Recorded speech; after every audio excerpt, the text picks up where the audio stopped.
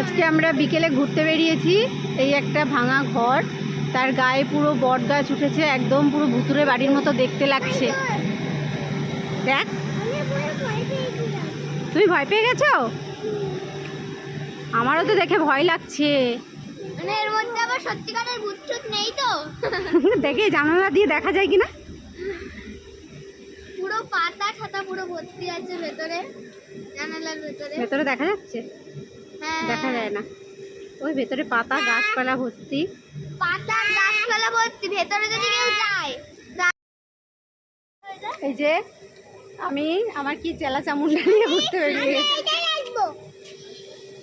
এই দেখো এখানে আবার একটা জায়গায় হচ্ছে। এখানে এটা জগন্নাথ মন্দির তৈরি হচ্ছে, দেখো পুরীর যে জগন্নাথ মন্দির ঠিক সেই রকমই স্টাইল কিছুটা।